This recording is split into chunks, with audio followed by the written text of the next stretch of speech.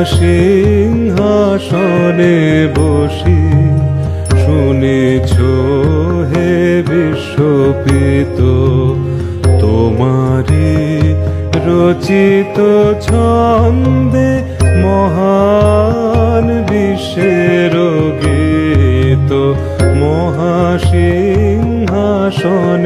বসি শুনেছ হে বিশ্বপিত। तव कथामृतं तप्तजीवनं कविभीतं कल्मषापहं श्रवणमङ्गलं श्रीमदाततं भुवि गृह्णन्ति ये भूरिदा जना। শ্রী শ্রী রামকৃষ্ণ কথামৃত। আমরা ঠাকুর বসে আছেন দক্ষিণেশ্বর মন্দিরে, বিকেলবেলা নিজের ঘরে বসে আছেন, পশ্চিমের বারান্দায় বসে কথা বলছেন। সঙ্গে আছেন বাবুরাম, মাস্টার, রামদয়াল প্রভৃতি। 1882 খ্রিস্টাব্দের ডিসেম্বর মাস। বাবুরাম, রামদয়াল ও মাস্টার আজ রাত্রে থাকবেন। শীতের বড়দিনের ছুটি হয়েছে। মাস্টার আগামীকালও থাকবেন। বাবুরাম নতুন নতুন আসছেন। এবার ওখানে তখন ঠাকুর ভক্তরা সব সমবেত হয়েছে। ঠাকুর বলছেন, শ্রীরামকৃষ্ণ বলছেন ভক্তদের প্রতি, ঈশ্বর সব করছেন, এ জ্ঞান হলে তো জীবন মুক্ত। আসলে যখনই আমরা এটা ভাবতে শুরু করি, যেটা ঠাকুর বারবার বলছেন যে ঈশ্বরই কর্তা, সব কিছু তিনি করছেন, আমরা তার যন্ত্র। বলছেন যদি এইটা কারোর জ্ঞান হয়ে যায়, ঈশ্বর সব করছেন, সে তো জীবন মুক্ত। কেশব সেন শম্ভু মল্লিকের সঙ্গে এসেছিল। আমি তাকে বললাম, গাছের পাতাটি পর্যন্ত ঈশ্বরের ইচ্ছা ভিন্ন নড়ে না। স্বাধীন ইচ্ছা, ফ্রি উইল কোথায়? সকলই ঈশ্বরাধীন। ঠাকুর বলছেন যে যখন কেশব সেন একবার এসেছেন, তখন ঠাকুর শম্ভু মল্লিক সঙ্গে আছেন। তখন ঠাকুর বলছেন যে দেখো, এই যারা গাছের পাতা নড়ছে, সেটাও কিন্তু ভগবানের ইচ্ছা ছাড়া নড়ে না। মানে স্বাধীন ইচ্ছা বলে কিছু নেই, সব হচ্ছে ঈশ্বর কন্ট্রোল করছেন, সব কিছু ঈশ্বরের অধীন। এবং তারপর ঠাকুর বিভিন্নভাবে বুঝিয়ে দিচ্ছেন। বলছেন, ন্যাংটা অত বড় জ্ঞানী গো তোতাপুরি, সেই জলে ডুবতে গেছিল। এখানে 11 মাস ছিল, পেটের ব্যারাম হলো, রোগের যন্ত্রণায় অস্থির হয়ে গঙ্গাতে ডুবতে গেছিল। ঘাটের কাছে অনেকটা চড়া, যত যায় হাঁটু জলের চেয়ে আর বেশি হয় না। তখন আবার বুঝে ফিরে এলো। তার মানে কি হলো? তিনি ভেবেছিলেন যে আত্মহত্যা করবেন, এই ভেবে তিনি গেছেন, জলে ডুবতে গেছেন। কিন্তু ঘটনা ওই যে ঈশ্বরের ইচ্ছা। বলছি, ঘাটের কাছে গিয়ে দেখছে অনেকটা চড়া, যত এগোচ্ছেন তত দেখছেন হাঁটু জলের চেয়ে আর বেশি হচ্ছে না। তার মানে কি হচ্ছে? ডুবতে পারছে না। তো তখন আবার বুঝে ফিরে এলো। ঠাকুর নিজে বলছেন, আমার একবার খুব বাতিক বুদ্ধি হয়েছিল, বাতিক বৃদ্ধি হয়েছিল, তাই গলায় ছুরি দিতে গেছিলাম।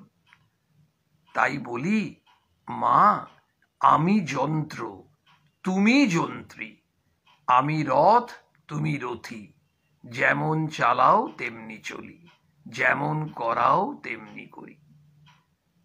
ওই সকলই তোমারই ইচ্ছা, ইচ্ছাময়ী তারা তুমি, তোমার কর্ম তুমি করো মা, লোকে বলে করি আমি। ঠাকুর বারবার বলছেন, ওই যে নিজে তুমি যন্ত্র, ভগবানের হাতের যন্ত্র। তাকে সত্যিই তো তাই, ভগবান যাকে দিয়ে যা করাবেন, তিনি যা চাইবেন, একজনের তো কোনো ক্ষমতা নেই, তাকে দিয়েই অত বিরাট কাজ করিয়ে দিলেন।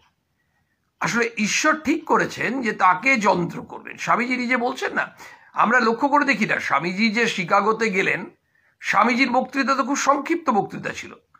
11ই সেপ্টেম্বর যে বক্তৃতা দিচ্ছেন 1893 সালে, খুব ছোট্ট বক্তৃতা, কিন্তু ওই বক্তৃতাটি দেওয়ার পরই স্বামী বিবেকানন্দ একেবারে সবার মন জয় করে নিলেন। তার মানে কি, ওই অসাধ্য সাধনটি করালেন কে? স্বয়ং ঈশ্বর। সে স্বামীজি প্রতি মুহূর্তে বলছেন যে আমার কোনো পরিকল্পনা বলেই কিছু নেই, আমার প্ল্যান, অনেকে আমরা প্ল্যান করি না, আবার আমরা ইংরেজদের কথা জানি, ম্যান প্রপোজেস গড ডিসপোজেস। মানুষ কিন্তু বিভিন্ন রকম প্রপোজ করে, পরিকল্পনা করে, কিন্তু ওই ভগবানই সেটা কিন্তু বাস্তবায়িত করেন। অর্থাৎ আমরা আমাদের পরিকল্পনা অনুযায়ী অনেক সময় কাজ হয় না, কিন্তু এসব ক্ষেত্রে ইভেন এমনও হয় আমাদের হয়তো কোথাও একটা যাওয়ার কথা, সেদিন হলো না।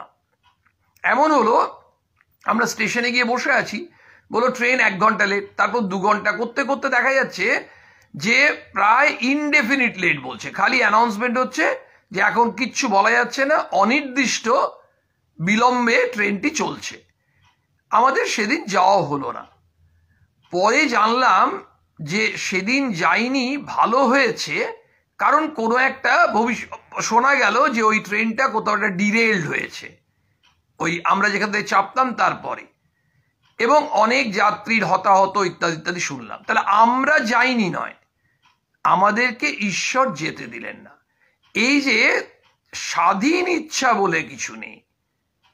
ঠাকুরের ঘরের মধ্যেই গান হচ্ছে, ভক্তেরা গান গাইছেন, হৃদি বৃন্দাবনে বাস যদি করো কমলাপতি, ওহে ভক্তি প্রিয় আমার ভক্তি হবে রাধা সতী, মুক্তি কামনা আমারই হবে বৃন্দে গোপনারী, দেহ হবে নন্দের পুরী, স্নেহ হবে মা যশোমতী, আমায় ধরো ধরো জনার্দন, পাপ ভার গোবর্ধন, কামাদি ছয়, এই যে কামাদি 6 কংস চরে ধ্বংস করো সম্প্রতি, বাজায়ে কৃপা বাঁশরি, মন ধেনুকে বশ করি। দেখুন, মন কে তুলনা করা হচ্ছে গানের মধ্যে ধেনু, গরু। এই গরুটা যেন, মানে একটা গরু যদি কেমন হয়, হঠাৎ করে হয়তো কোনো কারণে খেপে গেছে, চঞ্চল, সেই গরুটাকে কন্ট্রোল করা খুব সমস্যা। বাজায়ে কৃপা বাঁশরি, বাঁশি বাজাচ্ছে, রাখাল রাখাল বাঁশি দিয়ে বাঁশি বাজিয়ে ওই গরুগুলোকে নিয়ে আসছে। তো এখানে কিসের বাঁশি? মানে শ্রীকৃষ্ণের কথা ভাবি, কৃপা বাঁশরি, মানে ভগবান যদি কৃপা করেন, সেই কৃপা বাঁশরি যদি তিনি বাজান, তাহলে আমাদের কিন্তু মন, তাকে কিন্তু ওই চঞ্চল মনকেও কিন্তু বশে আনা সম্ভব ঈশ্বরের কৃপায়। তিষ্ঠ হৃদি গোষ্ঠে পুরাও ইষ্ট, এই মিনতি, আমরা এই প্রার্থনা করছি, এই মিনতি আমার ভগবানের চরণে আমরা এই মিনতি জানাচ্ছি কি, তিষ্ঠ, তুমি তিষ্ঠ, তুমি থাকো। ওই যে আমরা যখন পুজোর মন্ত্র বলি, ইয়া গচ্ছ ইয়তিষ্ঠ ইয়তিষ্ঠ, তো এখানে এসো, এখানে থাকো, তুমি বিরাজ করো। তিষ্ঠ হৃদি গোষ্ঠে পুরাও ইষ্ট, এই মিনতি, হে ভগবান এই তোমার চরণে মিনতি, এইটি পূর্ণ করো। আমার প্রেমরূপ যমুনা কূলে আশা বংশী বটমূলে, সদাস ভেবে সদয় ভাবে সতত কর বসতি। তোমার দাস আমি, এটা ভেবে দয়া পরবশ হয়ে তুমি সব সময় থাকো। যদি বলো রাখাল প্রেমে বন্দি থাকি ব্রজধামে, তবে জ্ঞানহীন রাখাল তোমার দাস হবে হে দাশরথী। আমার প্রাণ পিঞ্জরের পাখি গাও না রে, ব্রহ্মকল্প তরু মূলে বসে রে পাখি, বিভুগুণ গাও দেখি। আর ধর্ম অর্থ কাম মোক্ষ সুপক্ক ফল গাও না রে। নন্দন বাগানে শ্রীনাথ মিত্র বন্ধুগণ সঙ্গে আসিয়াছেন। ঠাকুর তাহাকে দেখিয়া বলিতেছেন, এই যে এর চক্ষু দিয়া ভিতরটা সব দেখা যাচ্ছে। সার্সির দরজার ভিতর দিয়ে যেমন ঘরের ভেতরের জিনিস সব দেখা যায়, মানে ঘরের দরজা জানলা দিয়ে ঘরের ভেতরের জিনিস যেমন দেখা যাচ্ছে, এই মানে আমাদের ওই ভেতরের মনের ভেতরটা পুরো পড়া যায়। ঠাকুর পড়ছেন, শ্রীনাথ যজ্ঞনাথ এরা নন্দন বাগানে ব্রাহ্ম পরিবারভুক্ত, এদের বাটিতে প্রতি বৎসর ব্রাহ্ম সমাজের উৎসব হইত। উৎসব দর্শন করিতে ঠাকুর পরে গিয়াছিলেন। সন্ধ্যার পর ঠাকুর বাড়িতে আরতি হইতে লাগিল। ঘরে ছোট খাটটিতে বসিয়া ঠাকুর ঈশ্বর চিন্তা করিতেছেন। ক্রমে ভাবাবিষ্ট হইলেন। ঠাকুর তো প্রায় ভাবে চলে যাচ্ছেন। ভাব উপশমের পর বলিতেছেন, মা ওকেও টেনে নাও, ও অত দিন ভাবে থাকে, তোমার কাছে আসা যাওয়া করছে। ঠাকুর ভাবে বাবুরামের কথা কি বলিতেছেন। ওখানে বাবুরাম ছিল। বাবুরাম মহারাজের কথা কি ঠাকুর বলছেন? মানে মাস্টারমশাই লিখছেন কথামৃতে যে আচ্ছা মা ওকেও টেনে নাও বলছেন, কাকে বলছেন? আমরাও তো কেউ বুঝলাম না, মাস্টারমশাই নিজেই বুঝতে পারছেন না। বলছেন যে তোমার কাছে আসা যাওয়া করছে, মানে মায়ের কাছে আসছে। ঠাকুর ভাবে বাবুরামের কথা কি বলিতেছেন, মানে ভাবে ভাবাবিষ্ট হয়ে কি বাবুরামের কথা বলছেন। বাবুরাম, মাস্টার রামদয়াল প্রভৃতি বসে আছেন। রাত্রি 8টা-9টা হবে। ঠাকুর সমাধি তত্ত্ব বলিতেছেন। জড় সমাধি, চেতন সমাধি, স্থিত সমাধি, উন্মনা সমাধি। ওখানে কথা হচ্ছে বিভিন্ন রকম সুখ দুঃখের কথা হচ্ছে। ঈশ্বর এত দুঃখ কেন করেছেন? আমরা মায়ের কথাতেও পাচ্ছি। মা বলছে বাবা সুখ দুঃখ দুটোই থাকবে। আসলে কখনোই এটা হয় না যে আমাদের কারোরই জীবনে সবটাই দুঃখ অথবা সবটাই সুখ, এটা নয়। সুখও থাকবে, দুঃখও থাকবে, আলোও থাকবে, অন্ধকারও থাকবে, ভালোও থাকবে, মন্দও থাকবে। অবশ্য একটা কথা ঠিক, দেখুন আপনারা চিন্তা করে, ঠাকুর আমাদের বোঝাচ্ছেন এই যে ভালো মন্দ এগুলো কিন্তু আপেক্ষিক। আপেক্ষিক কেমন? যে আমরা যখন একটি মানুষের কথা ভাবি যে আচ্ছা এই মানুষটা এই এত অন্যায় করছে, এই করছে, অতএব ভগবান তাকে শাস্তি দিচ্ছে না। আবার কাউকে হয়তো দেখা যাচ্ছে সে কিছুই প্রায় অন্যায় করে না, সে শাস্তি পেয়ে গেল। তাহলে ব্যাপারটা কেমন ওদেরকে হেয়ালি লাগে। অথচ আমরা শুনলাম সবই ভগবানের ইচ্ছা, তাহলে ভগবান দেখছেন না? এই প্রসঙ্গেই কথাটা চলছে। মাস্টারমশাই বলছেন যে বিদ্যাসাগর অভিমান করে বলেন ঈশ্বরকে ডাকবার আর কি দরকার। ঈশ্বরচন্দ্র বিদ্যাসাগর বলেন আমরা ভগবানকে কেন ডাকবো? দেখো চেঙ্গিস খা যখন লুটপাট আরম্ভ করলে, চেঙ্গিস খা তো খুব নিষ্ঠুর, একেবারে যুদ্ধ উন্মাদ, মানে পাগল এবং নিষ্ঠুর টাইপের মানুষ। বলছে আরম্ভ করলে তখন অনেক লোককে বন্দি করলে। চেঙ্গিস খা তখন আমরা ইতিহাস পড়লে জানি ক্রমে প্রায় 1 লক্ষ বন্দি জমে গেল। তখন সেনাপতিরা এসে বললে মহাশয় এদের খাওয়াবে কে? সঙ্গে এদের রাখলে আমাদের বিপদ, কি করা যায়? ছেড়ে দিলেও বিপদ। তখন চেঙ্গিস খা কি বলছেন? তখন চেঙ্গিস খা বললেন তাহলে কি করা যায়? তাহলে কি করা যায়? ওদের সব বধ করো। কি নিষ্ঠুর মানুষ! তাই কচাকচ করে কাটবার হুকুম হয়ে গেল। এই হত্যাকাণ্ড তো ঈশ্বর দেখলেন, কই একটু নিবারণ তো করলেন না। তা তিনি থাকুন, আমার দরকার বোধ হচ্ছে না, আমার তো কোনো উপকার হলো না। ঈশ্বরচন্দ্র বিদ্যাসাগর খুব অভিমান করে বলছেন যে তাহলে আমাদের সাধারণভাবে আমাদের কি মনে হচ্ছে? চেঙ্গিস খা এত বড় অন্যায় করলেন, ওই অত মানুষকে বধ করার নির্দেশ দিলেন, তবে ভগবান তো সব দেখতে পাচ্ছেন। তাহলে ভগবান সব দেখে ভগবান এগুলো আটকালেন না কেন? এটা আমাদেরও মনে হতে পারে। তাহলে ভগবান কি দয়াময় না ভগবান নির্দয়? দেখুন মনে হচ্ছে দুটো দেশের যুদ্ধ লেগেছে। এবার তাহলে এ দেশ আর বি দেশ, এ দেশের যারা যোদ্ধা, যারা যুদ্ধক্ষেত্রে আছে বা যারা এ দেশের মানুষ, তারা প্রার্থনা করছে আর আমরা জিতে যাই। নিশ্চিত তার বিপরীতে যাদের সঙ্গে যুদ্ধ হচ্ছে ওই দেশটিতেও একই প্রার্থনা, আমরা যেন জিতে যাই। ঈশ্বরের কাছে কিন্তু প্রার্থনা গেছে, এরাও প্রার্থনা করছে আমরা জিতি, ওরাও প্রার্থনা করছে আমরা জিতি, কিন্তু ফল তো একটাই হবে। ঈশ্বর কি করবেন? ঈশ্বর যেটা করলেন, যদি দেখা গেল যে এ জিতলো, তাহলে এ কি বলবে? ঈশ্বর দয়াময়। আর বি বলবে ঈশ্বর নির্দয়। তাহলে কোনটা ঠিক? তাহলে ঈশ্বরই দয়াময় এবং ঈশ্বরই নির্দয়। একজন যুবক অল্প বয়স, সে দেখা যাচ্ছে মারা গেল। এর বৃদ্ধ 90 বছরের বুড়ো মানুষ, সে ভাবছে আমি মানে মরে গেলেই বাঁচি, সে তখনও বেঁচে আছে। তাহলে আমরা এখানে কি বলবো? যে ঈশ্বরের কি বিচার? এই 90 বছরের বুড়ো, তার তো মরে যাওয়ার কথা, সে বেঁচে আছে, আর যে যুবক ছেলেটি সে মারা গেল।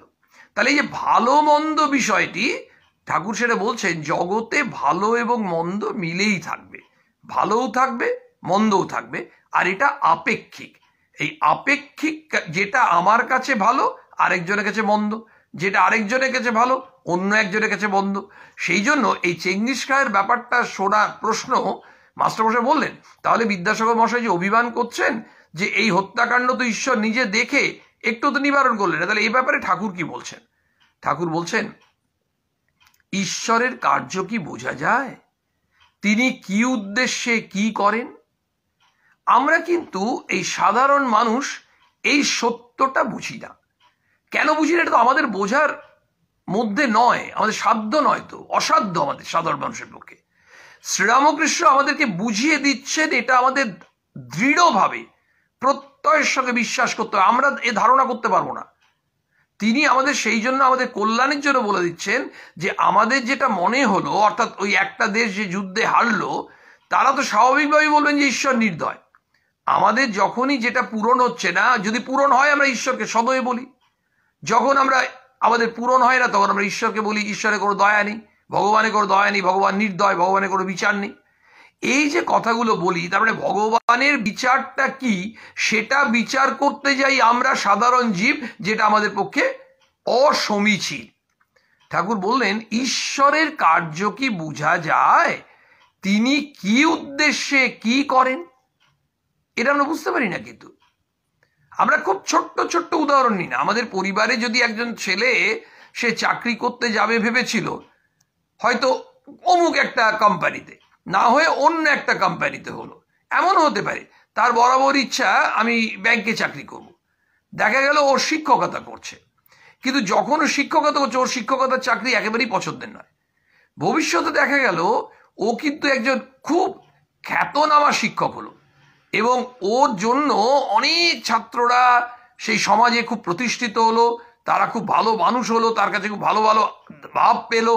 তো সেই মানুষটি যদি ব্যাংকে চাকরি না করে এখানে হলো, সেটা ঈশ্বর তাকে এই চাকরিটি দিয়েছেন, তাকে যন্ত্র করে অনেক মানুষের কল্যাণে কাজে লাগাবেন, শুধু ঈশ্বর জানেন, কিন্তু আমরা সেটা বুঝতে পারি না। এটা আমরা ছোট্ট একটা উদাহরণ নিলাম। বলছেন, তিনি সৃষ্টি পালন সংহার সবই করেছেন। তিনি কেন সংহার করেছেন? সৃষ্টি তো তিনি করলেন, পালনও তিনি করলেন, সংহারটা কেন করলেন? তিনি কেন সংহার করেছেন আমরা কি বুঝতে পারি? আমি বলি, ঠাকুর বলছেন, আমি বলি, মা আমার বোঝবারও দরকার নেই, তোমার পাদপদ্মে ভক্তি দিও। মানে সারেন্ডার, অর্থাৎ তোমার ইচ্ছাতে সব হচ্ছে, এটা যত বিশ্বাস করব। দুটো জিনিস, একটা পুরুষকার, একটা কৃপা। তো পুরুষকার যেটা, আমাদের চেষ্টা তো থাকবে, যে কোনো জিনিস করার জন্য চেষ্টা থাকবে, সেটা আমরা পেলাম না। এই পেলাম না এটা বিশ্বাস করতে বলছেন ঠাকুর, যে এটা ভগবান তোমার মঙ্গলের জন্যই দিলেন না। এবার ভগবান কেন করলেন, কি করলেন, এটা তুমি বুঝতে চেষ্টা করো না।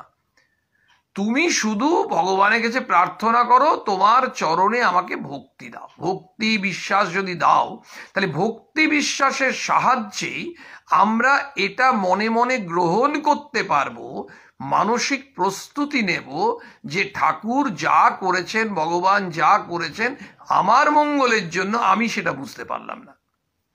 বিষয়টা বলছে, তোমার পাদপদ্মে ভক্তি দিও। মানুষ জীবনের উদ্দেশ্য এই ভক্তি লাভ। ভক্তি মানে ভগবানকে ভালোবাসা, ভগবানে ভক্তি মানে ভগবানকে ভালোবাসা। আর সব মা জানেন, ঠাকুর তো মাময় বলছে, আর সব মা জানেন। ওই যে আমাদের চণ্ডীতেও আমরা পাই, কি পাই? যেমন আমরা পাচ্ছি, তমীশ্বরী দেবী চরাচরস্য আধারভূতে জগতস্তমেকা। তো তার মানে কি? তুমি হচ্ছ সব, তুমি সব হচ্ছ তুমি, আধারভূতে জগতস্তমেকা। তো এই যে আমরা, তুমি হচ্ছ এই চরাচরের দেবী, তুমি সব, এই তুমি সবটা হচ্ছে ঠাকুরের উদাহরণটা ধরুন। ঠাকুর কি বলছেন? একের ডান পাশে শূন্য বসিয়ে যাও, শূন্য শূন্য শূন্য শূন্য শূন্য, প্রথমে 10 হলো, 100 হলো, 1000, 10,000, এমনি চলছে 1 লক্ষ। বলছে ডান দিকে শূন্য বসিয়ে যাচ্ছে, কত বড় হচ্ছে। বলছে এবার একটাকে তুলে নাও, একের পিঠে তো শূন্যগুলো বসিয়েছিলে, একটা যদি তুলে নাও তাহলে পুরোটা শূন্য। ওই এক হচ্ছে তুমি। তার মানে ওই যে মা, তুমি সব, তুমি দেবী, তুমি হচ্ছে শক্তি, এইটা যখন আমরা বিশ্বাস করব, ওই মাই হচ্ছেন এক, ঈশ্বরই হচ্ছেন এক, তার পিঠে শূন্যগুলো থাকলে বাড়ছে, কিন্তু এক চলে গেলে আর ওটা কোনো মূল্য নেই। বলছেন মানুষ জীবনে উদ্দেশ্যই ভক্তি লাভ। আর সব মা জানেন, বাগানে আম খেতে এসেছি, কত গাছ, কত ডাল, কত কোটি পাতা, এসব বসে বসে হিসেব করবার আমার কি দরকার? ঠাকুর বলছেন আমি আম খাই, গাছপাতার হিসেবে আমার দরকার নেই। মানে আমাদের ওই উদ্দেশ্যটাই আমরা ভুলে যাই। আসলে আমরা প্রচুর বিচার করি, আসলে বিচারটাই হচ্ছে জ্ঞান যোগ। সেই জন্য ঠাকুর আমাদের বারবার বলছেন না, তুমি সরলভাবে, অকপটভাবে একেবারে ওই ভক্তি যোগ, ভক্তি পথে তুমি এগোতে চেষ্টা করো, তাহলে তোমায় বিচার করতে হবে না। আম খাচ্ছ, আম খাও, তোমার এত হিসেব করার দরকার কি? এটা মানে কোন গাছে কটা আম ধরেছে, কত পাতা, সহজ উদাহরণ করে বোঝাচ্ছে। তার মানে তোমার উদ্দেশ্য হচ্ছে তুমি ভগবানের নির্ভর, ঈশ্বর নির্ভরতা। এই ঈশ্বর নির্ভরতা বিরাট ব্যাপার। সেই ঈশ্বর নির্ভরতাটা আমাদের অনেক বেশি করে আনার দরকার, সেটি ঠাকুর বোঝাতে চাইছেন। যত আমরা ঈশ্বর নির্ভর হব, তত আমাদের এই যে দুঃখ, দুর্দশা, যন্ত্রণা, সমস্যা, কোথা দিয়ে যেন সমস্যার সমাধান চলে আসবে, এটা আমরা বুঝি অথবা না বুঝি, এটাই কিন্তু বাস্তব। সমস্যার সমাধান কিন্তু মা করছেন, কিন্তু আমরা বুঝতে পারি না, আর আমাদের ধৈর্য থাকে না। কিন্তু ওই যে যখনই আমরা ওই বিশ্বাস করলাম, নির্ভরতা রাখলাম, শরণাগতি রাখলাম, তখন কিন্তু সমস্তটাই অনেক হালকা মনে হচ্ছে, যেন আমার অনেক ভার কমে গেল, আমি যে নির্ভর করেছি।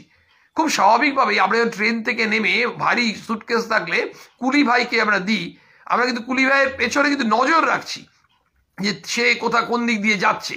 কিন্তু একটা জিনিস আমরা ওইটুকু নিশ্চিন্ত, বাবা আমাকে তো আর জিনিসটাকে বইতে হচ্ছে না, ওই তার উপর নির্ভর হয়ে আমরা বাসে পর্যন্ত চলে গেলাম।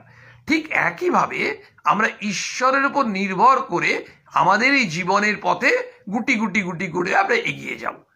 ঠাকুর এর ঘরের মেঝেতে আজ রাত্রে বাবুরাম মাস্টার ও রামদয়াল শয়ন করিলেন। গভীর রাত্রি 2-3টে হবে, ঠাকুরের ঘরে আলো নিভে গেছে, তিনি নিজে বিছানায় বসে ভক্তদের সঙ্গে মাঝে মাঝে কথা কইতেছেন। দেখুন রাত 2-3টের সময় শ্রীরামকৃষ্ণ বলছেন মাস্টারমশাই আর অন্যান্য ভক্তরা আছে তাদেরকে, দেখো দয়া আর মায়া এ দুটি আলাদা জিনিস। আমরা কিন্তু সাধারণভাবে বুঝতে পারি না, আসলে দয়া আর মায়াকে আমরা একই ভাবি। বলছেন মায়া মানে আত্মীয় মমতা, যেমন বাপ মা, ভাই ভগ্নী, স্ত্রী পুত্র, এদের ভালোবাসা, এটা হচ্ছে মায়া। দয়া আর মায়া এ দুটো শব্দ এক নয়, এ দুটোর অর্থ আলাদা। ঠাকুর আমাদের বোঝাচ্ছেন, বলছে মায়াটা কি? যেমন মা বাবার প্রতি, এই ভাই বোন, স্ত্রী পুত্র কন্যা, আত্মীয় স্বজন, এদের উপর যে ভালোবাসাটা মায়া, ওই মায়াটা আস্তে আস্তে আস্তে আস্তে যখন যত শরীর একেবারে চলে যাওয়ার সময় হয়, তখন অনেকে আস্তে আস্তে মায়াটা কাটিয়ে দেন, কাটাতে চান এবং কাটাতে পারেন। সবাই আমরা পারবো না, কিন্তু যে যত ওই মায়াটা কাটাচ্ছেন, সেটা কিভাবে? সেটা যিনি যত বেশি করে এই অভ্যাস যোগ করছেন, অর্থাৎ ঈশ্বর চিন্তা অভ্যাস করতে করতে, তখন ওই মায়াটা মানুষের মন থেকে একটু একটু করে কাটে। দয়াটা কি তাহলে? দয়া ঠাকুর বলছেন সর্বভূতে ভালোবাসা, সমদৃষ্টি, প্রত্যেককে একই দৃষ্টি দেখছে, সবাইকে সমান ভালোবাসছে। ওই যে মায়ের কথা, সেই মা ছোট্ট মেয়েটিকে বলেছিলেন সবাইকে সমান ভালোবাসবি। কি করে সবাইকে সমান ভালোবাসবি? তাও মা বলে দিয়েছিলেন, যাকে ভালোবাসবি তার কাছে কিছু আশা করবি না, প্রতিদানে কিছু চাইবি না, তাহলে দেখবি সবাইকে সমান ভালোবাসা যায়। দেখুন একটা আছে ইংরেজের কথা যে সিম্প্যাথি, আমরা সবাই জানি। আরেকটা কথা আমরা কম ব্যবহার করি, এটা হচ্ছে এমপ্যাথি। সিম্প্যাথি মানে সহানুভূতি, আর এমপ্যাথি হচ্ছে সমানুভূতি।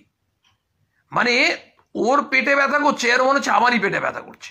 এটা আমাদের হয় না, কিন্তু যদি কারো এই ধরনের জায়গায় যায়, তার মানে সে কতটা উচ্চ হৃদয়ের যে তার পেটে যন্ত্রণা করছে সেটা। মানে কারো একজন গরিব মানুষ খেতে পায়নি, খুব কষ্ট পাচ্ছে, তখন মনে হচ্ছে বাবা আমি খেতে পাইনি, মানে তার কোত্থেকে খাবারটা জুটিয়ে আনবো। ওটা হচ্ছে সহানুভূতিটা, সমানুভূতি। এই দয়াটা হচ্ছে সর্বভূতে ভালোবাসা। ঈশ্বরচন্দ্র বিদ্যাসাগর কি বলা হতো? বিদ্যার সাগর বা দয়ার সাগর। তিনি সবাইকে সমান দৃষ্টিতে দেখছেন। কারুর ভেতর যদি দয়া দেখো, যেমন বিদ্যাসাগরের, বলতে বলতেই ঠাকুর বিদ্যাসাগরের কথা বলছেন, কারুর ভেতর যদি দয়া দেখো, তবে দয়া দেখাবে সর্বভূতে ভালোবাসা হবে। সবাইকে সমান দৃষ্টিতে দেখবে। উদাহরণ কার দিলেন দেখুন, একেবারে বিদ্যাসাগরে। ঠাকুর তো নিরপেক্ষ উদাহরণ দেবেন। সে জানবে ঈশ্বরের দয়া, মানে একেবারে ভগবান করুণা করছেন। দয়া তো মনে আছে সেই আমরা দক্ষিণেশ্বরে ঠাকুরের সেই কথা যেটা স্বামীজি জগতে প্রচার করলেন, শিবজ্ঞানে জীব সেবা। তো ঠাকুর প্রথমে কি বলেছিলেন, বললেন যে আলোচনা করতে করতে বলছে জীবে দয়া। জীবে দয়া কথাটা বলেই তিনি ভাবাবিষ্ট হয়ে গেলেন।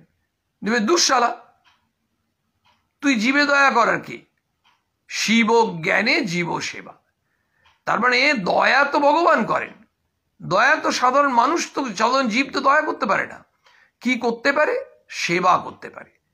কিভাবে সেবা করতে পারে? শিব জ্ঞানে জীব সেবা। মানে তুমি ভগবান জ্ঞানে, অর্থাৎ তুমি যাকে সেবা করছো তুমি ভগবানেরই সেবা করছো, ভগবানেরই পুজো করছো। তুমি যে ভগবানের পুজো করছো সেই ভগবান হচ্ছে জীবন্ত ভগবান, জ্যান্ত বিগ্রহ। এই ভগবান হচ্ছে সবাক, কথা বলেন। এই ভগবান হচ্ছে সচল, হেঁটে চলে বেড়ান। আর আমরা যে প্রতিমায় ভগবানকে দেখি মন্দিরে, তিনি হচ্ছেন অবাক, তিনি আমাদের সঙ্গে কথা বলছেন না। অচল, তিনি ওখানে স্থির বসে আছেন। তো আমাদেরকে ওই স্বামীজি যেটা শ্রীরামকৃষ্ণ দর্শনটা বুঝিয়েছেন, সেটা হচ্ছে তুমি তোমার সামনে এই সবাক সচল ভগবানকে তুমি পুজো করো, কিন্তু যখন তুমি তাকে সেবা করছো তুমি ওই মানুষটা, ওই ভিখিরিটা, ওই অন্ধটা হিসেবে করো না, ওই ভগবানের তুমি সেবা করার সুযোগ পেয়েছো। রোগী নারায়ণ, আর্ত নারায়ণ, সে স্বামী বলছেন না নর নারায়ণ, ওই নারায়ণের সেবা। ওই যে সাঁওতালদের যখন সেই কেসটা শেষের দিকে বেলুর মঠে ওদের খাওয়াচ্ছেন, বলছেন স্বামীজি বলছেন যে আজকে আবার নারায়ণের সেবা করা হলো। এই যে নারায়ণ মানে ভগবানের, তো বলছেন ঈশ্বর দয়া করতে পারেন, দয়া থেকে সর্বভূতের সেবা হয়। মায়াও ঈশ্বরের, মায়া দ্বারা তিনি আত্মীয়দের সেবা করিয়ে নেন, মানে মায়াটাও কিন্তু ঈশ্বরের। আমাদের কিন্তু এই ব্যাপারটা খুব একটা ভালো ধারণা তো থাকতে পারে না, সমস্ত কিছুই তো ঠাকুর আমাদের বুঝিয়ে দিচ্ছেন। ঠাকুর বলছেন মায়া দিয়েও সেবা করা যাচ্ছে, আত্মীয়দের সেবা করা হচ্ছে। ওই যে বাবা মা, ছেলে মেয়ে, স্ত্রী স্বামী, ভাই বোন, এদের যেটা করা হচ্ছে এটা মায়ার কারণে সেবা হচ্ছে, কিন্তু সেটা একটা ছোট্ট গণ্ডির মধ্যে। ওই যে আমাদের মায়ের সম্বন্ধে, এসএসসি মায়ের সম্বন্ধে কি বললেন স্বামী বিশুদ্ধানন্দজি মহারাজ? মা হচ্ছেন গণ্ডি ভাঙা মা। স্বাভাবিক, মায়ের তো কোনো গণ্ডি নেই যে মা অমুকের মা অমুকের নন। মা তো বিশ্বজোড়া মায়ের সন্তান, এবং শুধু মানুষ নয়, পশু পাখি সবাই। সেই বেড়ালটা মা তখন সেই জ্ঞান মহারাজকে বলছেন, আমরা জানি কি যে জ্ঞান এই বেড়ালটাই কিন্তু মেরো না। তো মাও জানেন যে একে কিন্তু জ্ঞান আমি না থাকলে মারবে, কারণ জ্ঞান মারত, এবং জ্ঞান মহারাজ মারতেন এবং খেতে দিতেন না। তখন মা শেষে দেখলেন যে না, ওই ব্রহ্মাস্ত্রটি ছুড়ে দিলেন, বলছেন জ্ঞান আমি কিন্তু বারবার বলছি এদের বেরো না, কারণ এদের মধ্যেও আমি আছি। ওই যে এদের মধ্যেও আমি আছি, সর্বভূতে তিনি আছেন। তারপরে খুব মজার ব্যাপার, জ্ঞান মহারাজ মারেন তো নি, উল্টো ওই যে চুনো মাছগুলো ভেজে আলাদা করে স্পেশাল তৈরি করে বেড়ালের জন্য ব্যবস্থা করতেন। ওই যে মা বলে গেছেন, মা আছেন।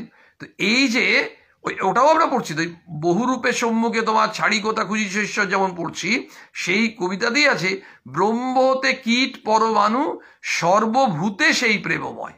সর্বভূতে সেই ঈশ্বর আছেন। এই যে সর্বভূতে ঈশ্বর আছেন, এই জ্ঞান, এটা দয়া। সর্বভূতে তার তুমি সেবা করছো, সেটা হচ্ছে সমদৃষ্টি। আর মায়া দিয়ে যে সেবা, সেটা আত্মীয়দের মধ্যে। তবে একটা কথা আছে, মায়াতে অজ্ঞান করে রাখে আর বদ্ধ করে, কিন্তু দয়াতে চিত্ত শুদ্ধি হয়। দয়া আর মায়ার মধ্যে দয়া কত উপরে। দয়াতে হচ্ছে হৃদয়টা পরিষ্কার হচ্ছে, চিত্ত শুদ্ধি ছাড়া তো কিচ্ছু হবে না। আর মায়াতে আমরা কি আবদ্ধ হয়ে যাচ্ছি। কারণ আবদ্ধ কেন হচ্ছি? ওই তো ছোট্ট গণ্ডির মধ্যে, এবং আমরা তার বাইরে আর বেরোতে পারছি না। আমরা একজন আত্মীয়ের সেবা করছি মায়ার জন্য, মায়াবদ্ধ জীব। বেরিয়ে এলাম অনাত্মীয়, দূর, ও আমার কি হয়, ওকে আমি কেন করতে যাব? মানে ও কিন্তু অসুস্থ, আর আমার আত্মীয়টি অসুস্থ। আত্মীয় অসুস্থর সময় আমার একদম বুক ফেটে যাচ্ছে, খুব কষ্ট, তার জন্য এই করি সেই করি করছি।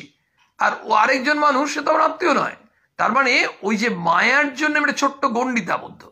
আর দয়াতে কি হচ্ছে, চিত্তটা শুদ্ধ হচ্ছে। চিত্ত শুদ্ধ হলে তখন মনে হয় ও কষ্ট পাচ্ছে, ওর আমি কিছু করতে পারবো না, যদি কিছু পারি করি। ক্রমে বন্ধন মুক্তি হয়। চিত্ত শুদ্ধি না হলে ভগবান দর্শন হয় না। মানে চিত্ত শুদ্ধি করতেই হবে। সেই জন্য স্বামীজিও বলছেন, চিত্ত শুদ্ধি করার জন্য স্বামীজি বললেন না, কি বললেন, যে তোমার কাছে যদি কেউ আসে তুমি তাকে যথাসাধ্য সেবা করবে। এটা হচ্ছে চিত্ত শুদ্ধি করার একটা খুব সুন্দর উপায় বা লক্ষণ। কি না, আমাদের কাছে তো বিভিন্ন মানুষ বিভিন্ন সময় আসে, আমরাও যেমন যাই, আমরাও তো কত মানুষের কাছে সেবা নিতে যাই, সাহায্য নিতে যাই। তো আমাদের কাছে যদি কেউ আসে, বলছে তোমার যথাসাধ্য, তোমাকে তোমার সাধ্যে ক্রস করে করতে হবে না, তুমি যতটুকু পারো তাই করো। এবং সেক্ষেত্রে তোমার যা, তুমি হয়তো তার জন্য রাত জেগে দিলে, কিছুই না, একজন অসুস্থ মানুষ, একটু তাকে রাত্রি জেগে তার জন্য বসে আছি, যে রাত্রে কোনো অসুবিধা হয় তাহলে অন্তত আমি জেগে বসে আছি। এইভাবে যদি 2-3 দিনের মধ্যে তিনি সুস্থ হয়ে গেলেন, আমরা হয়তো 2জন বা 3জন পালা করে করলাম, কিছুই না, আমরা অন্য কিচ্ছু করিনি, ওষুধ কিনে দিইনি, টাকা দিইনি, কিচ্ছু না।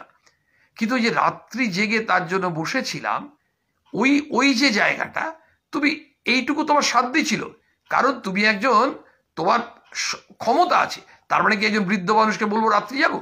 তার তো ক্ষমতা নেই। তোমার ক্ষমতা আছে, তুমি রাত্রি জেগে দাও। এই বিভিন্নভাবে তোমার যা সাধ্যি তুমি করো। বলছে চিত্ত শুদ্ধি না হলে ভগবান দর্শন হয় না। ঠাকুর বলছেন কাম, ক্রোধ, লোভ এসব জয় করলে তবে আর কৃপা হয়। আর এসব জয় আমরা কিন্তু এমন নয় যেটা একটা ফুটবল ম্যাচ জেতা কিংবা একটা পরীক্ষায় জয়লাভ করা। এটা হচ্ছে এমন, আমাদের কামনা যায় না, কামনা কিছুতেই যায় না। ঠাকুর হরি মহারাজকে বলেছিলেন কামনা আরো বাড়ুক, আরো বাড়ুক। হরি মহারাজ অবাক হয়ে গেছেন, স্বামী তুরীয়ানন্দ মহারাজ। ঠাকুর বলছেন কামনা আরো বাড়ুক। বলছে হ্যাঁ গো, প্রাপ্তির কামনা বাড়ুক, মানে ভগবানকে পাওয়ার কামনাটা আরো বাড়ুক। যত বাড়বে তত তোমার আরো ওই ঈশ্বরের পথে, ওই ভালোবাসার পথে তোমার মনটা এগোবে। মানে কামনা বাড়বে। কামনাটা কোন দিকে বাড়বে না, ভগবানকে পাওয়ার। কাম, ক্রোধ, লোভ এগুলো তো জয় করলে তার কৃপা, কিন্তু এগুলো জয় করা বড় দুরূহ, তখন দর্শন হয়। তোমাদের অতি গুহ্য কথা বলছি, কাম জয় করবার জন্য আমি অনেক কাণ্ড করেছিলাম। এমনকি আনন্দ আসনের চারিদিকে জয়কালী জয়কালী বলে অনেকবার প্রদক্ষিণ করেছিলাম। ঠাকুর স্বয়ং আমার 10-11 বছর বয়সে যখন ওদেশে ছিল, সেই সময় ওই অবস্থাটা সমাধি অবস্থা হয়েছিল। মাঠ দিয়ে যেতে যেতে যা দর্শন করলাম তাতে বিহ্বল হয়েছিলাম। ঈশ্বর দর্শনে কতগুলো লক্ষণ আছে। জ্যোতি দেখা যায়, আনন্দ হয়, বুকের ভেতর তুবড়ির মতো গুড়গুড় করে মহাবায়ু ওঠে, এগুলো ঈশ্বর দর্শনের লক্ষণ ঠাকুর বলছেন। পরদিন বাবুরাম রামদয়াল বাড়ি ফিরে গেলেন। মাস্টার সেদিনও রাত্রি ঠাকুরের সঙ্গে অতিবাহিত করলেন। মাস্টারের সাথে প্রায়ই থাকতেন। সেদিন তিনি ঠাকুর বাড়িতেই প্রসাদ পেলেন। এবার দক্ষিণেশ্বরে একদিন মারোয়ারি ভক্তরা এসছে, তাদের সঙ্গে ঠাকুর আছেন। বিকেল হয়েছে, মাস্টারও 2-1 ভক্ত বসে আছেন। কতগুলো মারোয়ারি ভক্ত এসে তাকে প্রণাম করলেন। তারা কলকাতায় ব্যবসা করেন। দেখুন ঠাকুরের কাছে কত মানুষ এসেছেন, মারোয়ারি ভক্ত, তারা কলকাতায় ব্যবসা করে। এই আমরা যদি বড় বাজারে যাই তাহলে এখন প্রচুর মারোয়ারি বিজনেসম্যানকে দেখতে পাবো। তারা ঠাকুরকে বলছেন আপনি আমাদের কিছু উপদেশ করুন। ঠাকুর হাসিতেছেন, মানে তারাও এসছে ঠাকুরের কাছে উপদেশ শুনতে। ব্যবসা করেন তো কি আছে, আসলে ভালো কথা শুনতে এসছেন। ঠাকুর বলছেন শ্রীরামকৃষ্ণ মারোয়ারি ভক্তদের প্রতিবার, দেখো আমি আর আমার এই দুটি অজ্ঞান। উপদেশ করতে বলছেন, প্রথমেই বলছেন তোমরা জ্ঞান আর অজ্ঞানটা ধারণা দিচ্ছেন। মানে এই যে আমার ব্যবসা, মারোয়ারি ভক্ত মানে কি, তারা ব্যবসা করছে ইত্যাদি করছে, তো তারা ওই যে এটা হচ্ছে আমার পুঁজি, আমার গদি, আমার ব্যবসা, আমার টাকা, এই যে করছে, যে কোনো মানুষই করতে পারে, ওটা মারোয়ারি বলে নয়। মানে প্রথমেই ওই জায়গাটা ঠাকুর হিট করছেন, বলছেন আমি আর আমার এই দুটি অজ্ঞান। হে ঈশ্বর তুমি কর্তা, আর তোমার এই সব এর নাম জ্ঞান। মানে যত তুমি, মানে আমরা যে জ্ঞানী বলি কাদেরকে, আমরা জ্ঞানী বলি যাদের পড়াশোনা আছে, যাদের অনেকগুলো ডিগ্রি আছে, তারা হচ্ছে জ্ঞানী। কিন্তু ঠাকুর বলে দিচ্ছেন জ্ঞান, প্রকৃত জ্ঞান কি না, যে এটা অনুভব করতে শেখে যে ভগবান তুমি কর্তা আমি অকর্তা। আর কে অজ্ঞানী না, যে খালি আমি আমি আমার আমার করে, সে হচ্ছে অজ্ঞান। মানে যার মধ্যে অহংকার, অহংবোধটি আছে, আমিত্ববোধটি যত আছে, সে তত অজ্ঞানতার অন্ধকারে আছে। যে যত ওই কাঁচা আমিটিকে নাশ করতে চেষ্টা করছে, সে তত ওই জ্ঞানের আলো দেখতে পাচ্ছে। আর আমার কেমন করে বলবে?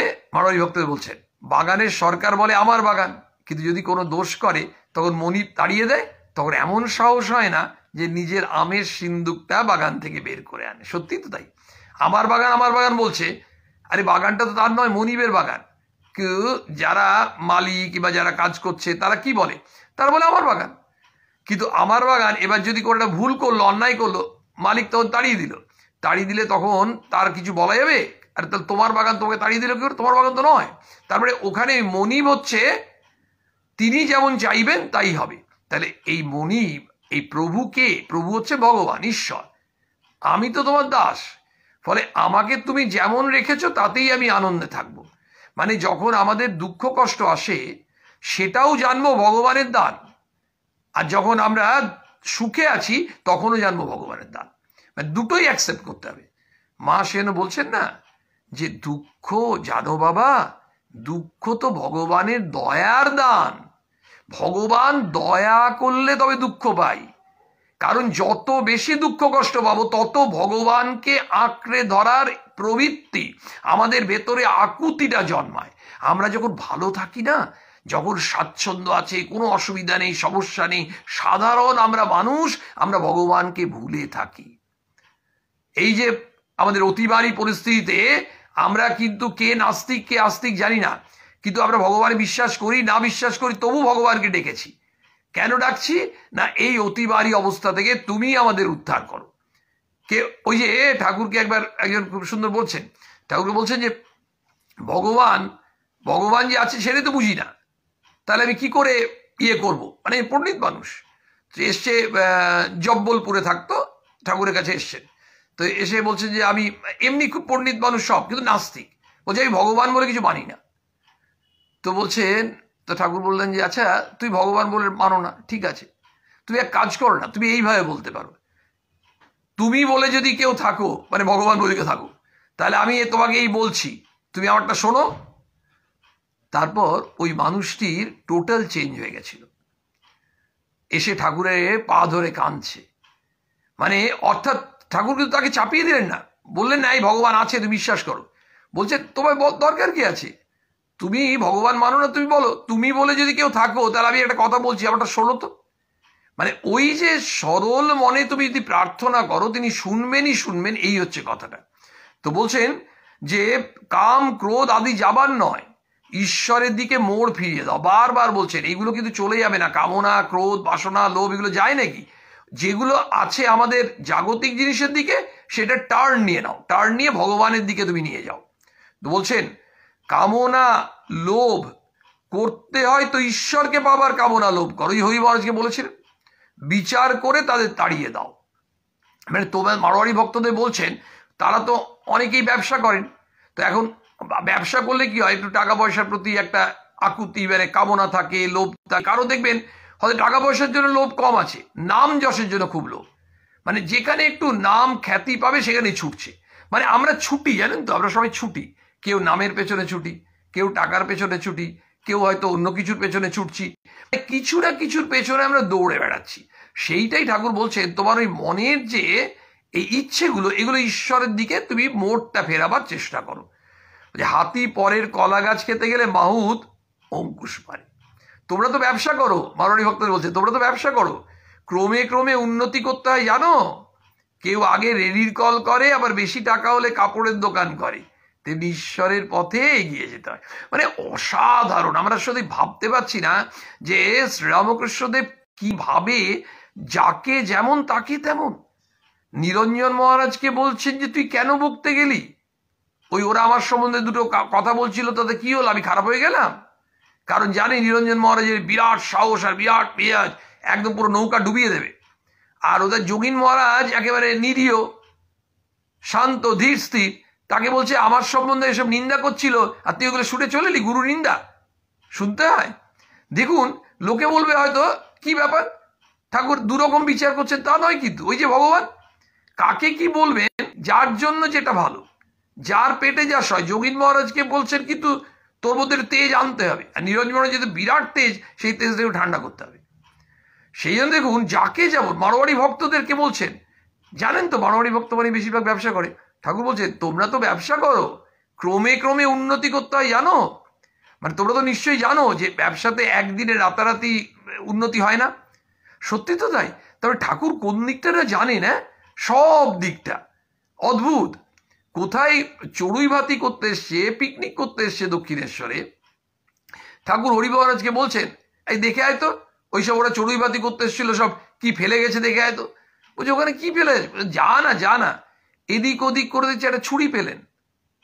আরে একটা ছুরি পাচ্ছেন, একটা চামচ পাচ্ছেন কেন? কারণ এগুলোই তো লোকজন পিকনিক করতে গিয়ে ফেলে আসে। হয়তো আলুর খোসা ছাড়িয়েছে কি ছাড়ি, ছুরিটা ওর মধ্যে খোসার মধ্যে পড়ে গেছে, পিকনিক পার্টি চলে যাবে, কিন্তু ওখানে ওই যে জিনিসটা পড়ে থাকবে সেটা অন্তত পক্ষে এখানে এলো, অন্য কারো কাজে লাগবে। চারিদিকে খেয়াল, কোথায় চড়ুই বাতি করে গেছে সেখানে ঠাকুর নিজের ঘরে বসে হরিবরজ বলছে যা যা দেখে দেখে। আবার ছুরিটা এসে হরিবরজ তাকে রেখে দিয়েছেন। ঠাকুর বলছে না না না ওখানে রাখলে হবে না, তুই জানিস না যেখানে জিনিস সেখানে রাখতে হবে, ওই চৌকির তলায় রাখ যাতে অন্ধকারও আমি দেখতে পাই। মানে ওই যেমন তেমন করে রেখে দিলে হবে না, নিজের কাপড়ের ঠিক রেখে সব দিক খেয়াল রাখছেন। এই যে বলছে ব্যবসাতে যে উন্নতি করতে হয় ক্রমে ক্রমে, তো জানো আস্তে আস্তে আস্তে উন্নতি করতে হয়। আমাদের এই ভগবান লাভের পথেও আস্তে আস্তে হবে। বলছে কেউ আগে রেডির কল করে, আবার বেশি টাকা হলে কাপড়ের দোকান করে, তেমনি ঈশ্বরের পথে এগিয়ে যেতে, তেমনি ঈশ্বরের পথে এগিয়ে যেতে, অর্থাৎ আস্তে আস্তে। মাঝে মাঝে দিন কতক নির্জনে থেকে বেশি করে তাকে ডাকলে, বারোয়ারি মানুষদেরকে বলছেন যে মাঝে মাঝে গিয়ে না একটু ওই ব্যবসা ছেড়ে দিয়ে একটু নির্জন বাস করো, মাঝে মাঝে গিয়ে ভগবানের চিন্তা করো। এই ভগবানের চিন্তা যদি তুমি করো তাহলে করতে করতে ভগবানের প্রতি ভালোবাসা আসবে। আর যে কোনো জিনিসই তো তাই, যে কোনো জিনিসই আমরা চিন্তা করি দেখবেন আমাদের মাঝরাতে ঘুম ভেঙে গেল। এবার ঘুম ভেঙে যাওয়ার পর আমরা অনেক রকম চিন্তা করছি, কিন্তু যত বেশি আমরা ধরুন এই ঠাকুর মায়ের কথা শুনতে শুনতে আমাদের মনটা কিছুটা তো এই মুখে যাচ্ছে। তো আমি যদি ওই শুধু মায়ের কথা কি ঠাকুরের কথা কি ঈশ্বরের কথা ভাবছি, এই ভাবতে ভাবতেও আমি একটি জায়গায় পড়লাম খুব সুন্দর একটি প্রেসক্রিপশন। আমাদের প্রাচীন সাধুরা বলছেন কি না, তোমার হাতের কাছে একটা ছবি রাখো, শোয়ার সময় রাখছি হয়তো সেটা দিকে তাকিয়ে আছি, মানে শোয়ার সময় তুমি মায়ের ছবি রেখেছি এটা তাকিয়ে আছি, তাকাতে তাকাতে তাকাতে যখন ঘুমিয়ে পড়ি তাহলে একটা ভালো ভাবনা নিয়ে ঘুমোচ্ছি। তো এই তেমনি ভোরে উঠে হয়তো পাশেই ছবিটা আছে, ছবিটার দিকে প্রথমে তাকালাম, তাহলে ওইখানেই চোখ পড়লো, তাহলে ওই ভগবানের দর্শন করে উঠলাম, তার কথা একটু ভাবলাম। এইভাবে সকালে উঠলে দিনটা ভালো যায়, রাত্রেবেলা শোয়ার সময় রাত্রে আমাদের নিদ্রাটা ভালো হয়। এই ধারণাগুলো খুব সুন্দর করে দিচ্ছেন। বলছে তবে কি জানো, সময় না হলে কিছু হয় না, তো পরিষ্কার বলছেন। কারো কারো ভোগ কর্ম অনেক বাকি থাকে, তাই জন্য দেরিতে হয়। ফোড়া কাঁচা অবস্থায় অস্ত্র করলে হিতে বিপরীত হয়, পেকে মুখ হলে তবে ডাক্তার অস্ত্র করে। এই হচ্ছে ব্যাপার, মানে আগে ম্যাচিওর হতে হবে। মানে আমরা যদি হঠাৎ করে, যেমন ব্যবসাও হঠাৎ করে হবে না, রাতারাতি উন্নতি হবে না, ধীরে ধীরে ধীরে ধীরে, তেমনি আমাদের আধ্যাত্মিক পথেও আমাদের অনেক সময় এই ধৈর্যটা তো প্রচন্ড রাখতে হবে। ধৈর্যের কথা বারবার বলছেন ঠাকুর মা। তো এই যে বলছেন কিন্তু সময় না হলে কিছু হয় না, মানে তার মানে ধৈর্য ধরতে হবে। সবুরে মেওয়া ফলে। আমরা ভাবছি কেন হলো না কেমন আমরা অধৈর্য হয়ে পড়ি। আমরা এতদিন ধরে আশ্রম যাচ্ছি, এতদিন ধরে ভক্ত সম্মেলন করছি, এতদিন ধরে কথামৃত পাঠ করছি, এর কোনো মানে নেই, কোনো একটা পার্টিকুলার পিরিয়ড ফিক্সড নয়। এটা তো এমন নয় যে বিএসসি পড়ছে 3 বছরে বিএসসি কোর্স শেষ হয়ে যাবে, এটা নয়। কিন্তু আমাদেরকে এখানে কোনো নিয়মে চলে না, আমাদের ধৈর্য ধরে এগিয়ে যেতে হবে, চেষ্টা করতে হবে। কিন্তু বলছেন কারো কারো একটু ভোগ কর্ম অনেক বাকি থাকে, সেগুলোর জন্য দেরি হয়। তো বলছেন এই ফোড়ার উদাহরণটা দিলেন। বলছে ছেলে বলেছিল মা এখন আমি ঘুমোই, আমার বাজ্যে পেলে তখন তুমি তুলো। মা বললে বাবা বাজ্যেতেই তোমায় তুলবে, আমায় তুলতে হবে না। মানে সত্যি তো তাই, মানে মা ছেলেটাকে বলছে, ছেলে তো ছোট ছেলে, মাকে বলছে, ঠাকুরকে উপমাগুলো দেখুন, বলছেন যে আমার বাজ্যে পেলে মা তুমি ডেকে দিও তো, তাহলে আমি বাজ্যে চলে যাবো। তো মা বলছেন বাবা তোমার আমাকে ডাকতে হবে না, বাজ্যেতেই তোমায় তুলবে, আমায় তুলতে হবে না। মানে অর্থাৎ এই যে কথার মধ্যে একটা অসাধারণ দর্শন ছিল, সেটা আমরা একটু অনুভব করার চেষ্টা করি। এই করতে করতেই আজকে কথামৃত প্রসঙ্গ এখানে আমরা শেষ করে, আবার রবিবারে আমাদের মাতৃপ্রসঙ্গ আছে, এই সপ্তাহে একটু বুধবারের জায়গায় আমাদের শুক্রবার শ্রী রামকৃষ্ণ কথামৃত পাঠ ও আলোচনা ছিল। ओं नीरंजनम नित्यम अनंत रूपं भक्तानुकंपाधृत विग्रहं वै ईशावतरं परशमिड्डं तं रामकृष्णं शिरसा नमामः।